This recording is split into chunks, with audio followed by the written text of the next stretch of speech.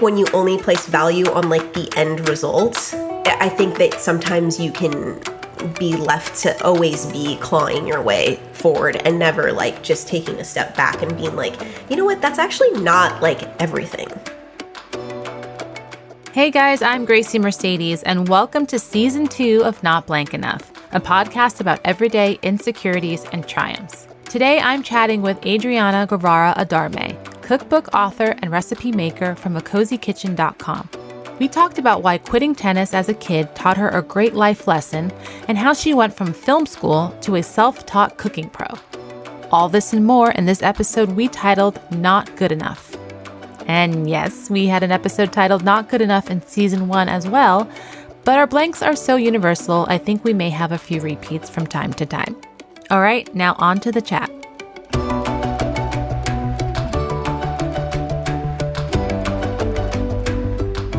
Hi, Adrianna, and welcome to Not Blank Enough, Season 2.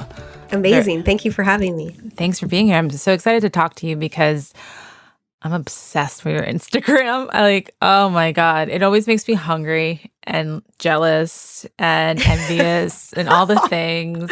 Thank you. But for my audience, I want to tell them A Cozy Kitchen is your Instagram. And that's also your website, I'm assuming? Yes.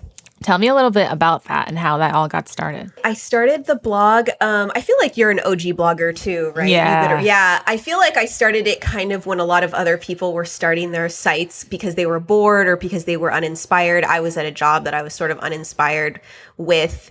And I saw a lot of other food bloggers kind of starting and creating recipes and posting them. And I was like, oh, this kind of looks like fun. Like, I don't know if I'm going to be very good at it, but like, I feel like maybe I can do it. I don't know. Why not? And so I started it and I was awful at it. So you're not a trained cook at all? No, not at all. I actually have always been very much attracted to like food content. Like I went to film school, and in school I wanted to create, like I pitched to like Food Network of like ideas for food shows and things like that with a teacher of mine who had some connections there. Her cousin was a producer there, so an executive there. So I always kind of really liked the lifestyle food space. I just didn't really know how to get in that way. And in LA at the time, that didn't exist. It was all New York based. And I had moved after college to LA and I was not moving to New York. So yes. So I was like, well, I can just do this on my own and I can do it before work or on the weekends and kind of do it on my own terms. So I really I kind of fell in love with actually just doing the thing that I wasn't very good at, which I think is, special. And that most people, when they do something and they're bad at it, they're like, I don't want to do this. Yeah, they don't do it. They give up. Yeah. So, but I think I just really enjoyed it. And also it wasn't like my means of income at the time. So I didn't have to be good. Like I just could be like, I could just enjoy it. And I think that not having that pressure on it made it so that I could get good at it or try and get good at it without like the pressure of having to like pay my rent or whatever, Yeah. That's fascinating though, because how do you even start cooking without really knowing how to cook, or at least the kind of things you make, or what were you making in the beginning, I guess? So I think the easiest thing when someone is like, I don't know how to cook, my like knee-jerk reaction is always just to say like, use good recipes, because if you use good recipes, then you'll figure it out. Like they'll at least guide you. And even if you mess up, at least you messed up and then you can do it again and you'll like be successful, Right. So I just cooked a lot of people's recipes. I cooked a lot of Ina's recipes. I cooked a lot of my mom's recipes that she had taught me how to make. And of course, like, Latina moms, like they don't measure anything. No, my mother would call me back 3 hours later. Oh yeah, I forgot to tell you to do this one thing. I'm like, okay, now I did it and it's not right. Like that's why I'm so frustrated, because you don't tell me all the ingredients I need. Like it's like, so frustrating. Oh my God, off of that real quick. Like I've been trying to make my mom's rice and beans forever, right? But she doesn't measure anything. She doesn't she's been doing it probably 40 years. So she's just like, winging it every time, and it's always delicious. And like a few months ago, I was like, you know what? I'm going to find a recipe online and make like Dominican rice and beans. And I found one. And there were certain things I left out that my mom doesn't use, and certain things that, she does that my mom doesn't do. And I just kind of worked with both, and they came out amazing. And I was like, you see, all I needed was a damn recipe. And now I feel like I can do it anytime. But every time I try doing it just off of my mom's like talking me through it on the phone. It was not good. It's really hard. It's really hard. Yeah, there's actually this Dominican woman on YouTube, and I watch her YouTubes, and it's like a lot of the comments are literally like first gen or second generation being like, oh my God, my grandmother used to make this and I don't know how, like, I didn't know how, and now I'm making it because of you. And she gives actual like measurements. Wait, what is her name? I need to look her up. I need to find her because I was really, a friend of mine who's Dominican was telling me I need to make salmon guisado. And so I was like, oh man, I want to make that. And so I was looking at a lot of recipes online, and I ended up coming across hers, which looked really good. So, but I need to find her name, and I'll send it to you. Yes, please. And then we'll put it in the show notes so if people can like click onto it. Yeah. Speaking of Latina families, let's go back and tell me about your beginnings. Like, where are you from, and where's your family from, and where'd you grow up? My dad's Colombian and my mom's Peruvian, and I was born in Atlanta, and then I moved to California, like Southern California, like the OC, when I was like 3 because my dad got a job after college. And I lived here until I was like 11, and then I moved to Florida, and we moved around a bit to like back to Atlanta, and then settled in Florida in Fort Lauderdale, and that's where I went to high school and like part of my middle school. So I always say that I'm from Florida, but I've lived in a lot of other places, and I've lived in like North Carolina for 6 months, which was very interesting when I was in middle school, and like Atlanta. And so I do say that I'm from Florida because I feel like it did kind of raise me a little bit, but I'm from all over a little bit too. And what was that like growing up? What part of Florida did you say? Fort Lauderdale, so Southern California, South Florida. South Florida, yeah. I actually really like South Florida. It's a really interesting place because unlike a lot of the rest of the United States, it's very, there's a lot of different people from the Caribbean and from Latin America. And so, a lot of people, I think now, everyone is talking about representation and how important it is. But I feel like growing up in a way, I did have a lot of representation, not obviously like on television and in like big political, positions. Right. But like my dentist was a Puerto Rican woman, everybody in my like a lot of positions of power, people who were successful were looked like me. So I think that that's unique in the experience of South Florida, So yeah, I thought I didn't really grow up with that kind of parameters, or like, obviously we all do a little bit because of television and media, but in my real world, I kind of saw a lot of people who were really successful that looked like me. Oh, that's amazing. And what was your school like? Was it super diverse as well? Not really, but I went to a private school. A lot of people send their kids to private school in South Florida. Like moms who are single, who are like living paycheck to paycheck, will find a way to send their kids to private school a lot of the times because the public schools can be, not the greatest. But I went to a Catholic school, and while it was predominantly white for sure, there was a large group of us that were not, and we didn't necessarily like try to fit in that way. Yeah. So it was like totally fine. You had each other. So it was like, we're good. Yeah. Absolutely. So it was like totally fine, and it wasn't that big of a deal. And so, And back then, was there ever any kind of feeling of not blank enough? Like going to the theme of the show, were there any insecurities you had as a kid, or just things that you were struggling with back then? Oh yeah, for sure. I mean, I think as I was thinking about what it is, I mean, it's so relevant even in my life now. I think I've dealt with a lot of it, but I definitely didn't feel like good enough. And I think it's because, I played competitive tennis for a large part of my childhood. Oh, wow. And, I wasn't good enough. Like there was a point when it was like very noticeable that was like, I think that physically the ideal tennis player is like 5'7" to 5'9", and built probably like me, but taller. And I'm 5'1". So oh wow, I would have never guessed from your Instagram. You're like, that attitude makes you seem tall. And so I'm very small I was very small compared to a lot of the girls. And at first, when you're 10 or 11 years old, it doesn't matter. Everyone's sort of the same height, kind of thing. And then as I got older, it really became like, I'm a lot weaker than them. They're a lot stronger than me. They're a lot taller than me. And I like got on the court, and like girls were like, and so I think you start to go, okay, so now this is like a challenge. How do I do this? Okay, well then you have to take the ball off the bounce because girls are going to be lobbing it over your head. And they're going to be using your height as a disadvantage. Right. Again, they're going to be using it against you, which they should. But, it was the first time I had ever really tried to be good at something and fail. Oh, interesting. And I saw on Instagram now that you're playing tennis again. I am, for like the first time since I was a kid. Really? Since I was a teenager. Yeah. So you were just like, I'm done. Well, it's interesting because when I hired my coach, or when I started taking lessons with him, he didn't know anything about me or like my skill level or whatever. Right. And he's just like, so you've played before, like a lot. And I was like, yeah, but I haven't in so long. And he's like, why? And I'm just like, do we want to get into this therapy session right now? I don't know if you signed up for this. Yeah. But yeah, I mean, I think failing at a young age at something that you try really hard at can be a very positive thing. But I think when a lot of kids, I don't think know how to navigate their emotions, or at least I didn't. Yeah.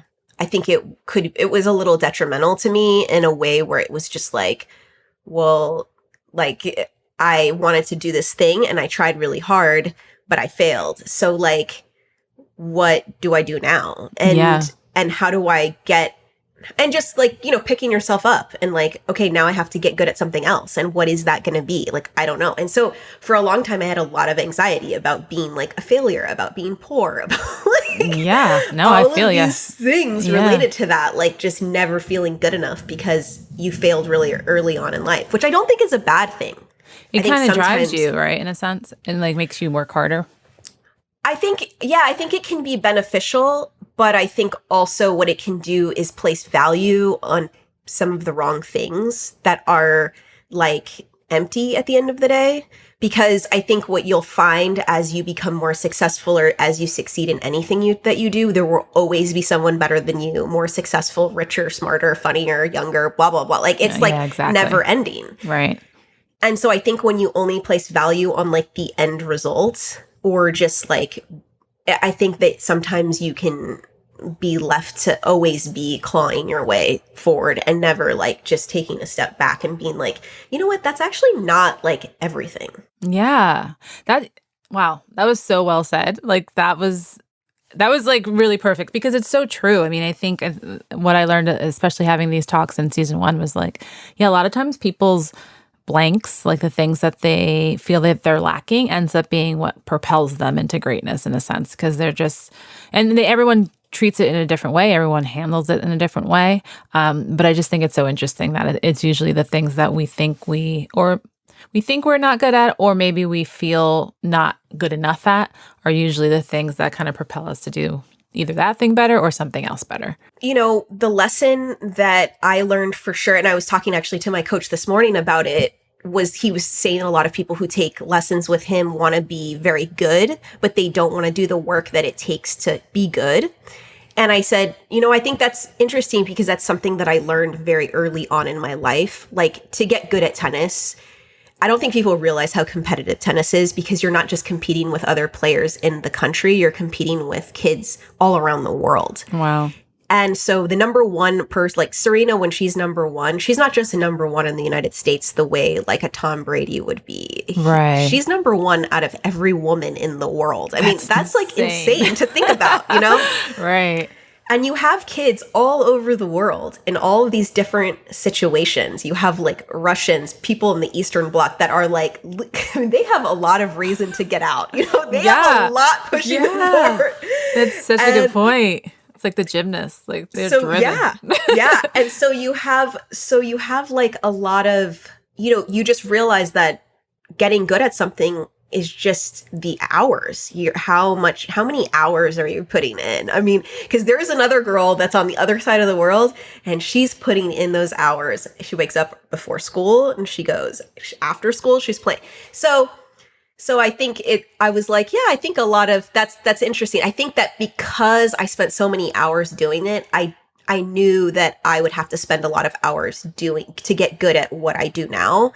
And you still are like, you could still be better, Mm-hmm. And then, okay, so with the tennis thing, you say not good enough, but also it sounds like you were talking about your height a lot. Like, so being No, 5'1". So I want to know if that was something that kind of continued throughout your life of feeling maybe not tall enough, because I, on the opposite, always felt too tall when I was a kid. Now I love my height. I'm 5'8", but when I was like, in fourth grade and I was 5'8", Right. it was like a big deal. I was taller than most of the boys, and I felt like this like kind of like Amazon woman, and I'm not even that tall. I mean, there's definitely girls taller than me. Yeah. But in that age, that awkward age where, all you care about is what the boys think or what other girls think. And always being, I remember they used to always line us up in height order. I feel like when you're a kid in school, they always line you up in height order. And I was always the last person or like the second to last person, and just being like, ugh. It was like height a thing for you too.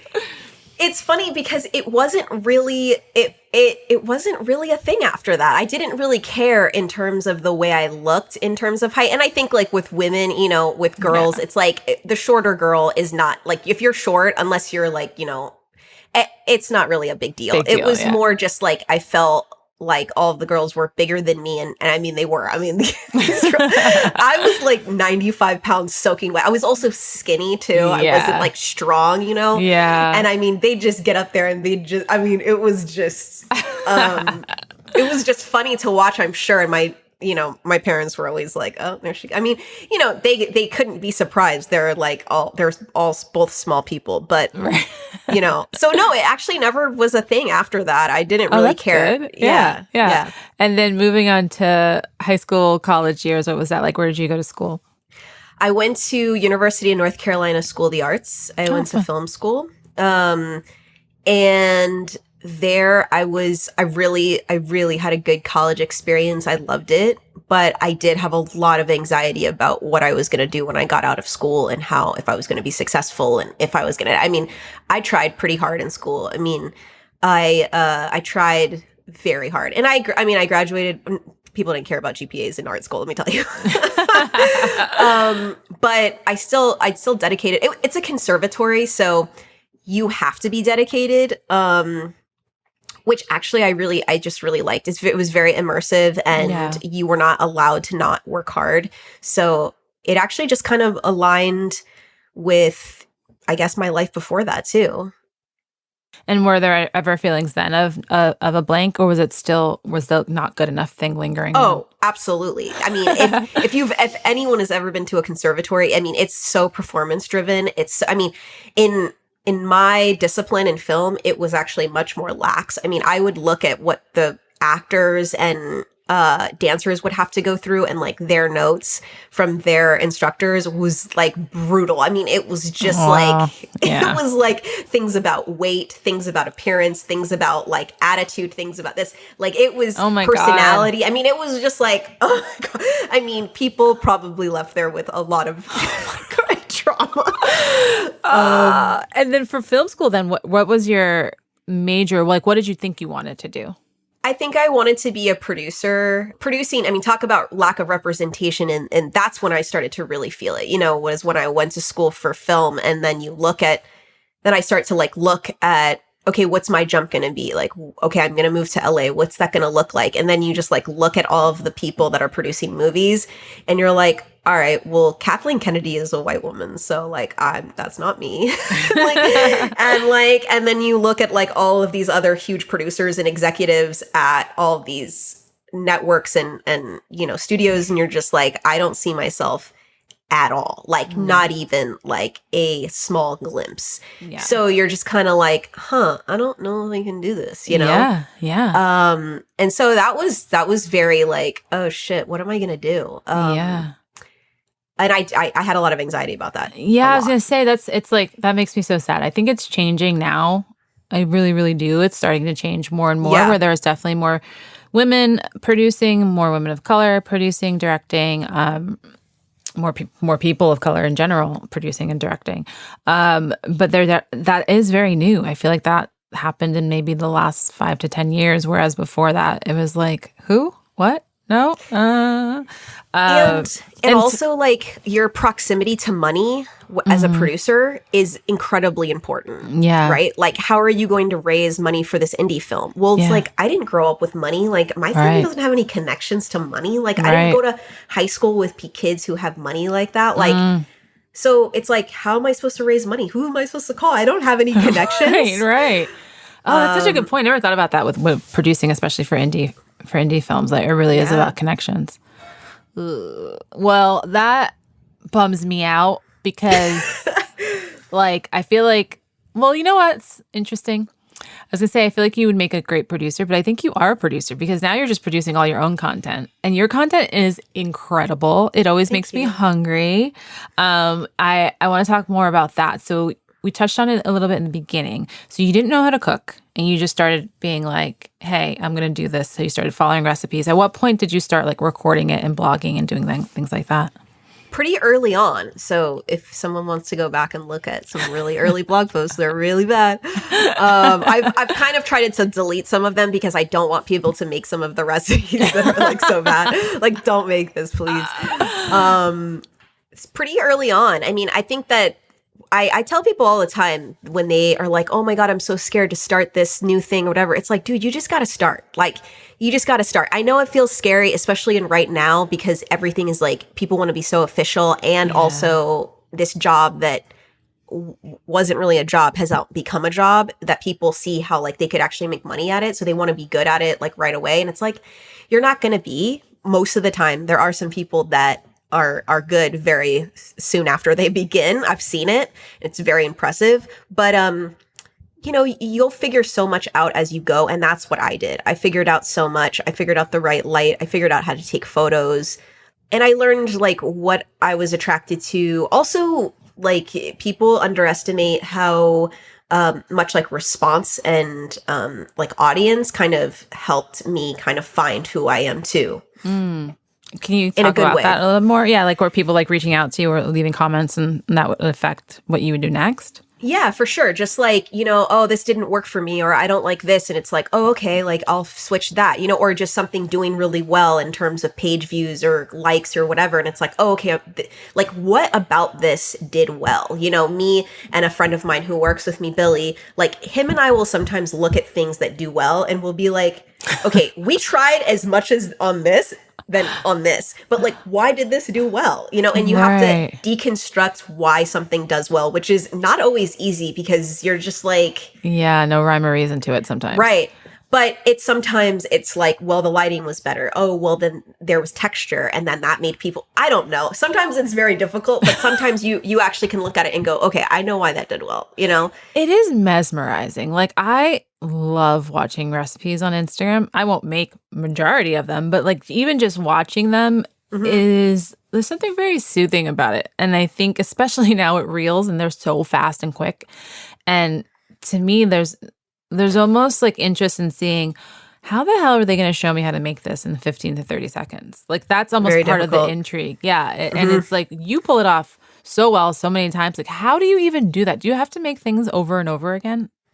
Or does it just like how do you do it? So for Reels, yeah, a lot of people are interested in Reels. I actually really like Reels. And I think that the thing that helped me with Reels is TikTok. I was on TikTok before Reels was launched. And I actually really love TikTok a little more because it's longer, so you can fit more in it. You have a minute on TikTok. But I think people think that TikTok is very chaotic who are not on TikTok. Are you on TikTok?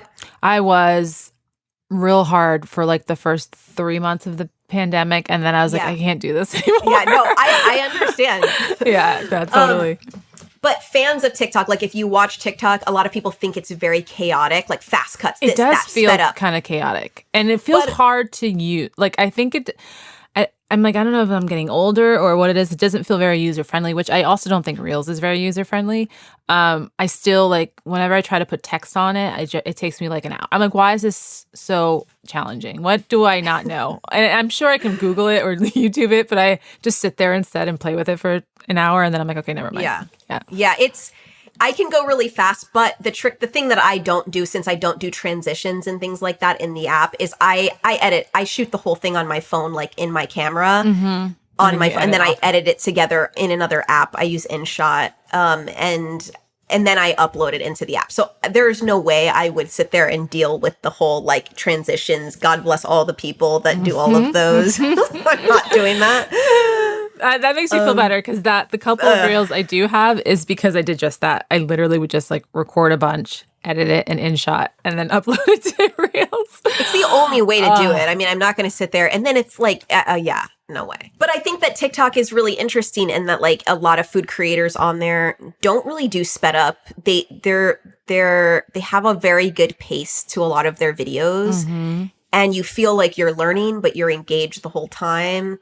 And so I kind of learned like, oh, this is what I like. I don't like the sped up, like really fast cuts, like, you know, Tasty style where everything's sped up where I can't see. I'm like, no one needs to see, I don't think, at least for mine, what I like is I don't really need to see the whole step. Right. I just need to see the part of it. Yeah. And then I can assume, all right, well, she cracked one egg in. I don't need to see the other two. You know, it's fine. Right. Exactly. So I think the pacing is very important so that it doesn't feel like a chaotic mess.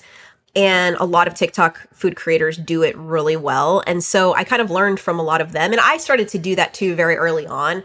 And I think that I just took that over to Reels. And it is very challenging to do it in 30 seconds. Like, I mean, there's parts of these recipes that I'm just like not even including. And I'm just like, hopefully they read the recipe because like there's some steps in there that like. Yeah. I feel like the TikToks and the Reels are just like, they're almost like the commercial, you know what I mean? Or they're like the trailer to actually watch the movie. It's like you're going to do this and then you're going to actually go and look at the blog post and see how to actually make this. Let's hope. I made recently your banana chocolate chip cookies and they were incredible. Oh, awesome. I had to use, so sadly I found out about a year ago that I have a gluten allergy. Which sucks so bad. Yeah, my stomach bloats. I get really bad pain in my stomach. And I used to just think this is how you felt after you ate. And then I was like, no, this is not how you're supposed to feel. And recently my mom discovered this flour company that makes like ancient grain flours that's usually not as harmful or people who have gluten intolerance can usually have this flour. Like if you're celiac, you can't. But if you have an intolerance like I do, you can. So I tried it when I went home for the holiday and then I felt great. And I was like, oh my God, I've got to buy this flour. But of course, like everything in moderation. But I got home and I got super excited. So I made your cookies right away. And then how did you feel after? I felt great. Like I didn't, it didn't really mess me up. I mean, it's definitely something that I can't eat all the time. You know, this is something else I'm going to have to link in the comments because I can't remember the name of the company. But I really do feel like people who have gluten intolerance should try it. It's way more expensive than regular flour, of course, but I think it's totally worth it to be able to have like real cookies and real bread every once in a while. My point is, I want to make almost all your recipes, but a lot of them have gluten in them, so I can't. And then I'm just like, how can I make this gluten-free? Or how can I like adjust this? I tried to make some gluten-free cookies last night because I was like, on TikTok, this girl was like, oh, these are 3-ingredient banana oat cookies. And it just has banana, oats, vanilla, and chocolate chips. And I was like, oh, okay, I'm going to try these. And like. Did that work? No. Yeah. I was like, how does that work? No, I like baked them and I was like, these are like the worst. This is not a cookie. I don't know what this is. Like, I love oatmeal. I'll just eat oatmeal. Like, I don't know what this is. Right. Like, this is just mush. This is not a cookie. I will say, being gluten-free for over a year now, like, desserts and cookies are actually pretty easy. Like the flour substitutes, like, and even when you go shopping, well, I live in Los Angeles, so obviously there's like every kind of diet we cater to out here. Or every kind of diet restriction we cater to. And so I'm happy on the dessert front. It's when it comes to like breads and like pizzas and things like that, where I'm like, it's just not the same with the gluten-free stuff. So this flour really has kind of changed my life, but it's still something I can't have all the time. I can have it here and there. Anyway, okay, now as an adult, you have this amazing company. You make your own brand, basically. You have your website. You do your Instagram. You still do TikTok? I do TikTok. I took a big break from it because over the holiday, or like from October to December, I was like overwhelmed, but I'm back on TikTok. Good. She's back. She's back on TikTok. And you make these amazing recipes. And how do you get ideas for these recipes? Are you just constantly like reinventing certain things off, like, do you build off of your previous recipes or do you try new things every couple weeks, or how does it work? Well, I used to be really inspired by like going to restaurants, and I would go to restaurants and be like, oh, this is really interesting. Like this flavor combination I really enjoy. Like, how can I make this more accessible for someone to make at home? And obviously now I'm not going to restaurants or traveling or doing any of that. So I've really gotten a lot of inspiration from just like the internet, you know, and going like, oh, that's kind of cool. Like, I wonder if I can make this version of it. You know, I'll look back at old recipes that I have and I'll update them and I'll shoot completely new photos. And then there was a time when I was like, oh, let me just reshoot some of these photos and then I won't have to recipe test them. These recipes, I won't have, this won't be a part of it. And so I make the recipe and go like, okay, old Adrianna didn't know what she was doing. Like, this whole thing has to be completely reworked. So I've really gone back and kind of done that, where I've like looked at old recipes and kind of updated them into like what I would do now, and like what I did back then. I'm just like, I don't know what she was thinking. So that's it's kind of been like all three. And how do you get like, I don't know. I feel like I feel like I'm talking to a scientist. I do feel like cooks, chefs are like scientists in a sense, because you're constant. Like, how do you figure out measurements and like how do you figure out like something needs 2 tablespoons of something versus 1 tablespoon? Is it just trial and error, or is it just like something you can? There are ratios that have kind of already been figured out. So I think that's what people sometimes don't realize is like, for instance, like the flour in a cake that's 2 8-inch layer cakes, right? Like the flour amount will always be around 2 cups to 2.5 cups. Okay. And that's like, that will give you like set. Decent. Yeah, it's kind of like that's a standard kind of measurement. Yeah. And in like a cake that size, you're probably not going to use, unless it's like in like a yellow cake, which is an egg cake, you're probably not going to use more than like 2 eggs. So there's like general like rules to these things. Okay. There's actually a book that's called Ratios, if there's anyone who is like an aspiring recipe developer that listens to this. Yeah. There's a book called Ratios, and it kind of gives you the parameters of what those ratios typically are with like pizza dough, bread, all of these things. Oh, interesting. Okay, great. So if you look at like a lot of 8-layer cakes, right? So sometimes if I'm developing a recipe, I'll go, okay, I want to make, I made a lot of mini sheet cakes last year because of the pandemic.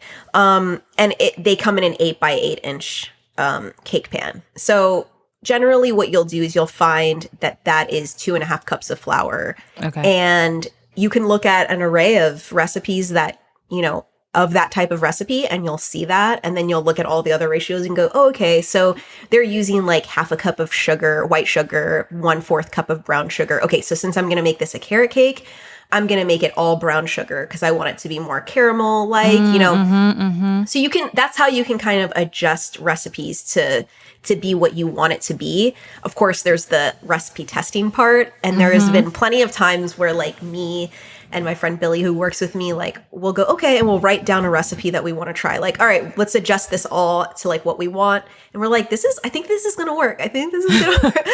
And then like we pull it out and there's like a dip right in the center. And we're like, interesting. Okay.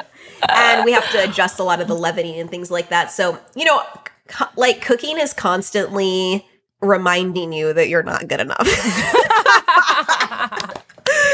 It's constantly a practice, and it's constantly like this thing where it's like you think you know what you're doing, but you don't know what you're doing. That's hilarious. What is the not blank that you're feeling now as an adult?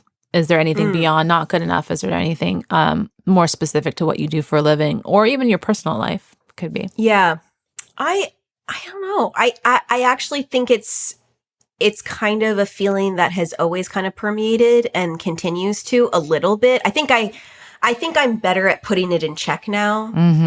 I think as you get older, especially if you've like done some work with like on yourself, you really like are like, okay, that's actually not a place that I need to go. Like I don't benefit. It's not a productive, beneficial place, you know? Right. And so, you know, I have other people on TikTok, other food creators, you know, they'll really get down about certain things. And it's like, I feel like I've already gone through all of that. So I place less value on it. Like, for instance, if a post does badly, I mean, it's really hard when you spend a lot of time doing something and it does poorly, it's pretty defeating. But like, I don't really care that much. Like, Well, because you know at this point you're good at what you do. Like it's clear that you're good at what you do. And let's be honest, this damn algorithm on Instagram, like there's no rhyme or reason to it sometimes. And you can't really bet on one thing doing so much better than the other or why certain posts just do terrible. I don't know what it is. I try to figure it out all the time. I'm like, I don't get this photo that looks exactly like this photo, except my outfit's slightly different. Why is it so much better or worse? So that completely makes sense.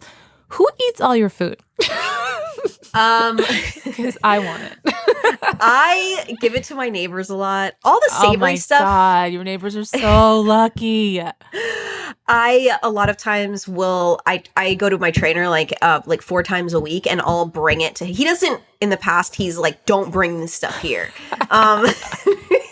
So I'll give it to like his other clients that come after me or before me. Sometimes I'll do that. But even then, they're like, "Don't give this to me." They're like, I'm at the trainer for a reason. Why are you giving me this they're food? like, I'm like, there's one guy that comes after me, and I'm like, aren't you like he's like he does like weight training. I'm like, aren't you bulking? Like, let me know when you're bulking, and I'll bring all the stuff to you. And like, oh my God. So actually my trainer right now is bulking, so he told me like bring whatever you have next time. Wow. That is so great. Yeah. So yeah, I give it away a lot. A lot of the savory stuff like we eat. Like right. Yeah, like it's eaten here, and also like I'll save it for leftovers the next day, and I'll have it for like lunch or breakfast or whatever. Mm-hmm. A lot of people are like shocked, but my savory stuff doesn't really make a lot of stuff. I think it's the cakes and cookies and stuff like that people are like, what do you do with that? Trust me, I don't eat it all. I think a lot of people are shocked at that too. I think when you make something and it's like a form of like a place of stress where I'm just like, oh God, I'm like, I don't want to eat it after because I'm like, you stressed me out. That's not always the case. Yeah.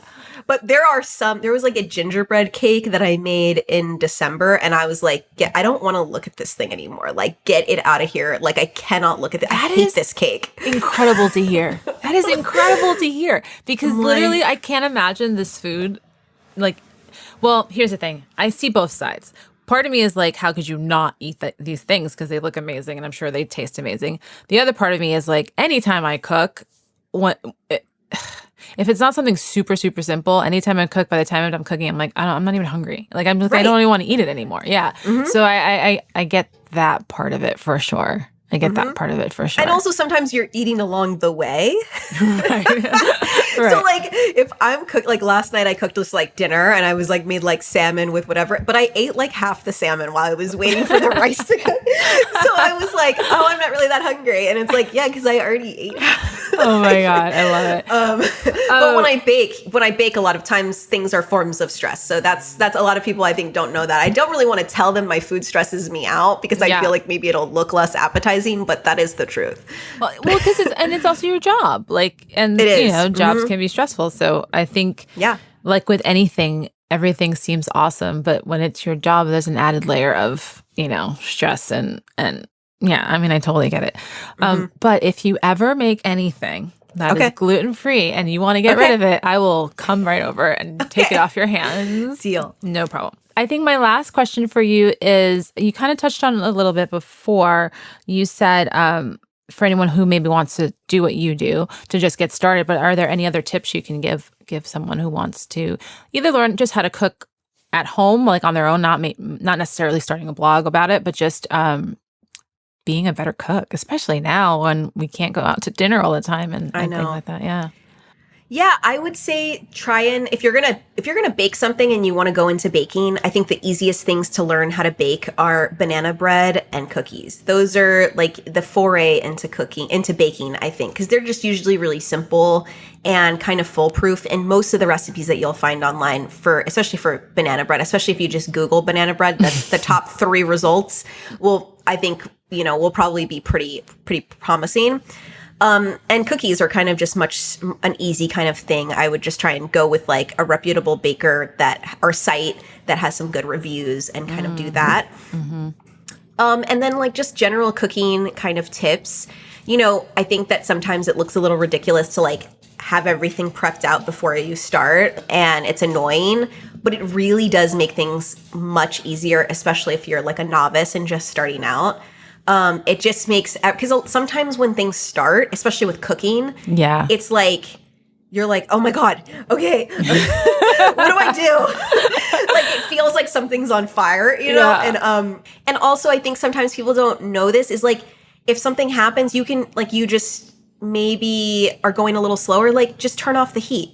Like, it'll be okay. You can stop. Like, if you're sauteing onions and you don't have your life together with the other stuff, like, just stop, turn off the heat, take the pot off the heat, because sometimes there's a lot of residual heat and you don't want to burn the onions or whatever, and just, like, take a beat and stop, and then go get your life together, and then, you know, and then proceed. Like, you can always take breaks, kind of, you know? A lot of times you can. And I think people don't know that, like, they think, like, once it starts, like, you can't stop it. It's like, you can slow the pace, you know? That is such a good point, because I've definitely have been there where I'm just like, which is why now I do prep everything first, because I'm just like, I can't. It's just so much easier. There are very few things at this point in my life that I cook without a recipe. I just like, I love recipes now. I just print out recipe after recipe and I keep them.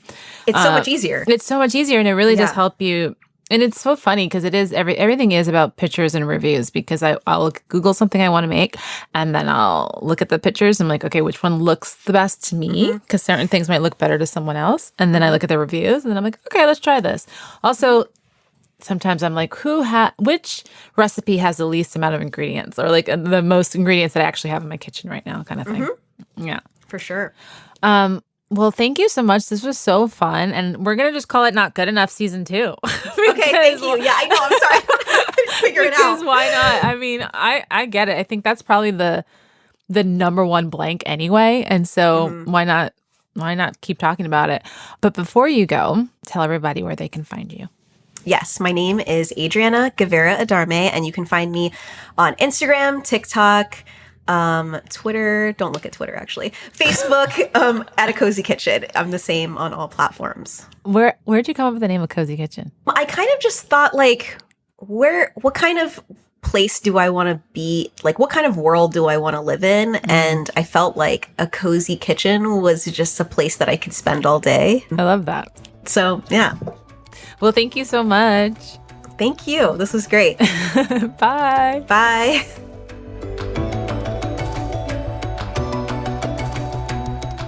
Thank you for listening to Not Blank Enough with me, Grasie Mercedes. You can find out more about today's guest in the show notes. Please subscribe to Not Blank Enough wherever you get your podcast, and follow us on Instagram at Not Blank Enough Pod. Also, if you like what you hear, please consider a rate and review. Our show today was executive produced by Grasie Mercedes and Dave Hill, and produced by Douglas Sarine and Colleen Beasley. Not Blank Enough is a Gumption Pictures production.